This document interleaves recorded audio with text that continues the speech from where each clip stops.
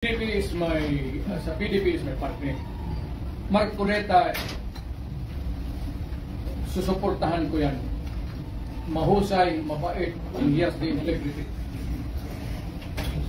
Botohan ninyo si Mark Cuneta. Kung hindi mo ito kampanya, pero kung nandiyan na yan siya, I'm asking everybody who's listening now, abot ka to Luzon, botohan ninyo si Mark Cuneta kasi mahusay. Magandang umaga po sa ating lahat. Ang paghahain ko po ng aking kandidatura sa araw na ito bilang isang independent. Welcome po dito sa ating munting channel ang Lance TV. Ito po ang inyong Kuya Lance. Ito mapapanood natin ngayon na video. Ito yung matapos mag-speech ni Congressman Dante Marcolita matapos mag-file ng COC for Senator. Tatakbo po sa Senado si Kong Marcolita. Pakinggan po natin yung speech niya. Kung ano yung plataforma niya kung sakaling maihalal bilang senador. Panoorin po natin. Senator ay kahayagan at katibayan ng aking malaon ng mithiin na maisulong natin ang ganap na pagkakaisa sa ating bansa. Kahit kailan, kahit saan, hindi po natin makakamit ang tunay, tapat, at mabilis ang paglilingkod sa lahat ng mamamayan kung wala pong pagkakaisa. Pati pagsulong ng ating bansa ay makokompromiso kung walang pagdadamayan at pagtutulungan sa isa't isa.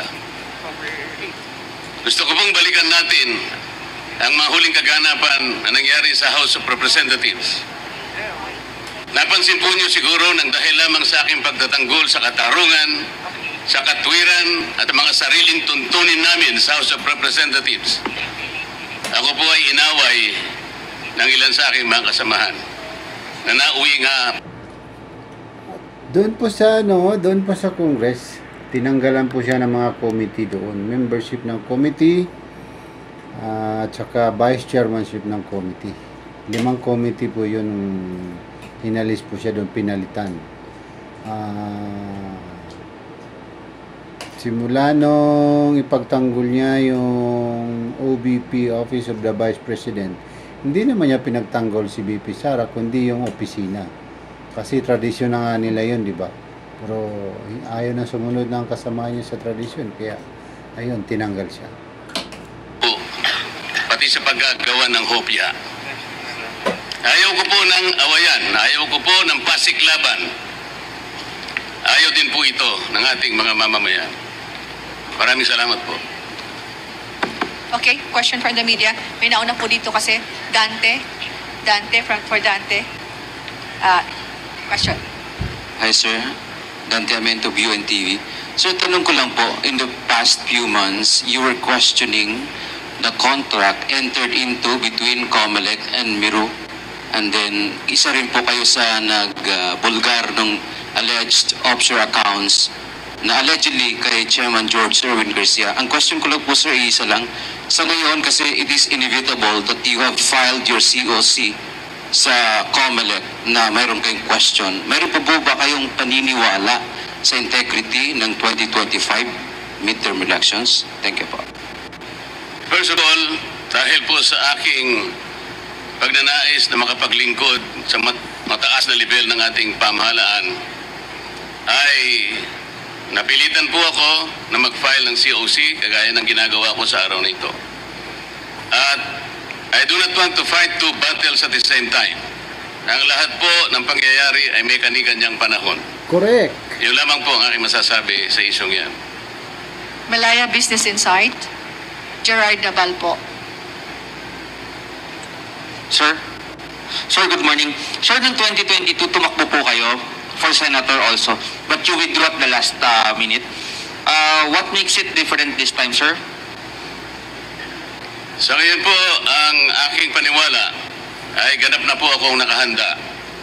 Sa dami po ng mga kababayan natin na nanawagan na sana'y makapaglingkod pa po ako sa mas mataas na level ng ating bansa, ay gusto ko pong paunlakin o paunlakan ang panawagan na yun na ngayon po ay talagang dumarami at lumalawak sa maraming panig ng ating bansa. One follow-up question po. Sir, does that mean to say na we won't expect you withdrawing anytime po? Wala na pong atrasan ito. Walang atrasan. Okay, next question is from Michael Rogas, Radyo Pilipinas. Hi sir, magandang umaga po. Michael Rogas po from Radyo Pilipinas. Yes, Mike. Sir, kumusta po yung allegation po ninyo laban po sa mga COMELEC officials? Wala po akong allegations sa mga COMELEC officials. Ang akin pong kino-question initially ay yung sistema at mga makina na maaaring gamitin sa susunod na eleksyon. Ngunit kagaya ng aking sinabi po, ay hindi po ako pwedeng lumaban ng dalawang battles at the same time. Ang gusto ko po ay makapaglingkod muna, pero nananatili po ako na ganap na pagtitiwala sa magagawa ng COMELEC. Sana nga po, no, tulungan natin ito si Kong Marcolita na makapasok sa Senado. Sayang naman kasi, kumpara mo dyan sa mga may Komite de Silencio, si Lito Lapid. Biruin mo, 18 years, nakita mo ba na nag-speech doon? Nakita mo ba kung nagsalita sa Senado? Oh, sa 18 years, parang isang beses ko lang nakita yata eh. Useless, sayang yung pinapasahod natin sa kanila, di ba? Dapat mag-isip-isip po tayo mga kababayan, ano. Be wise. Isang malinis, isang tapat at credible na eleksyon sa ating bansa. Yung pong pag-asa na yun at paniniwala ay nananatili pa rin sa aking puso. So sir, yun po sana ang aking gustong i-follow up question. Kayo ho ba ay naniniwala sa kabila po ng inyo po mga allegation laban po dito po sa teknolohiya na gagamitin pa ng COMELEC? Kayo po ay nag-file ngayon ng yung Certificate of Candidacy for Senator. Naniniwala pa rin po ba kayo sa integridad ng COMELEC sa darating na halalan? Ang pagpapile ko po ng kandidatura ay katibayan ng aking pagtitiwala sa magagawa ng COMELEC na magsagawa tayo ng isang malinis, isang tapat at mapapanaligan na eleksyon sa ating bansa. Salamat po. Ms. Mads Villar from Net25. Hi, Kong. Good morning. Good morning. Sakaling pala rin po kayo sa Senate, ano po yung mga priority bills na unang-una nyong ipafile pag upo nyo po? Thank you. Napakarami po. Ayoko lamang pong isa-isahin. Baka abutan po tayo ng 3 araw. Ang gusto ko lamang pong bigyan ng emphasis ay yun pong oversight function ng Kongreso. Hindi po lamang importante yung paggawa ng mga magagandang batas. Mas importante po siguro yung pagkagawa ng mga batas ay kailangan pong merong magbantay sa pagpapatupad ng mga ito. Sa karanasan ko po sa House of Representatives, napakarami po ng mga batas na pwede kong isa-isa. Tama po. Dapat po talaga merong magbabantay. Paano nga naman kung yung mga nasa gobyerno walang ginagawa, di ba? Paano nila may patupad ng maayos yung batas na ginawa? Ngunit nagkaroon po ng problema kung ang pag-uusapan ay yung pagpapatupad ng mga ito. Kaya po yung dapat na mapalakas sapagkat isa rin pong mahalaga na kagapay ng paggagawa ng mga batas. Hindi po maganda na makagawa tayo ng napakaraming batas. Ngunit parang ilalagay lang natin sa cabinet, napakatagal po ng proseso, napaka-magastos ng paggawa ng mga batas. Sa laki po ng panahon na ginugol ko sa House of Representatives, kung minsan po taunan, kung hindi man isang buong termino para ikaw ay magkapagpagawa ng isang batas. Sayang na sayang po kung isang magandang batas ay hindi po may patutupad ng maayos. Kagaya po ng EPIRA. Ano po yung layunin ng EPIRA? Makapagdulot kayo ng isang reliable, secure and affordable rates of electricity in this country. Nangyari na po ba yung affordable rates of electricity? Nako, napakamahal po ng kuryente. Tapos brownout pa palagi. Ang IPERA po ay nagawa 23 taon na nakararaan. Ngunit hanggat hindi po nyo na ibababa ang presyo ng kuryente, there will be a continuing violation of that law. Tingnan. Nako, hindi po yan mahirap po talagang may pababa kung wala kang kung walang political will yung namumuno. Kasi hawak ng oligarko yung sa ng kuryente. Sila yung sa generation ng hawak ng oligarko, kaya wala nung hawak pa nung si PRRD, yun medyo na control, pero ngayon wala, tumaas na naman ang tumaas. Yung local government code 33 taon na nakararaan.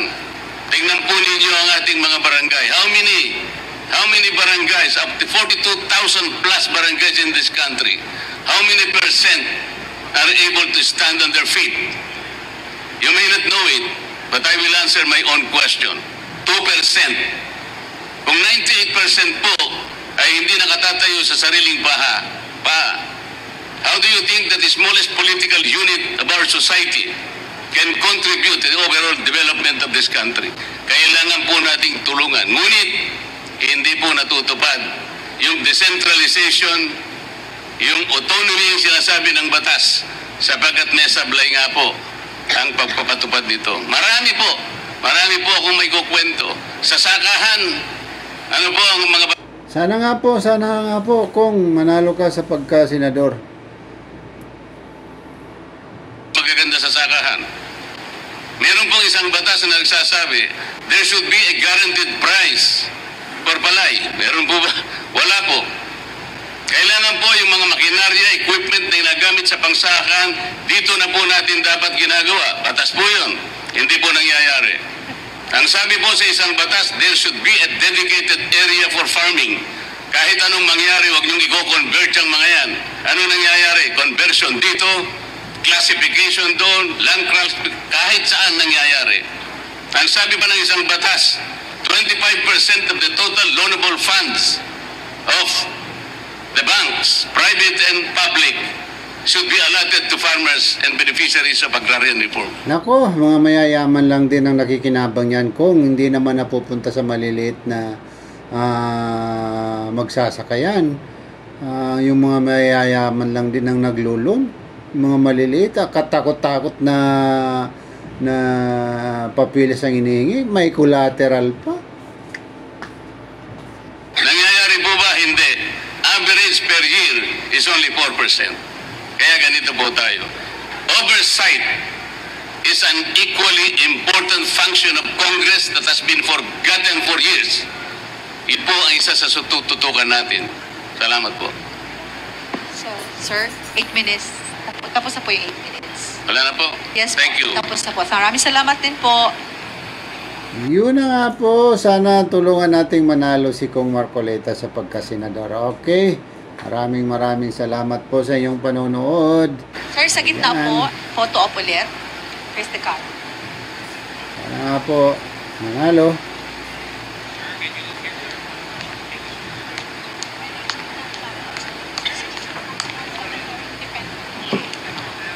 Ito, yun.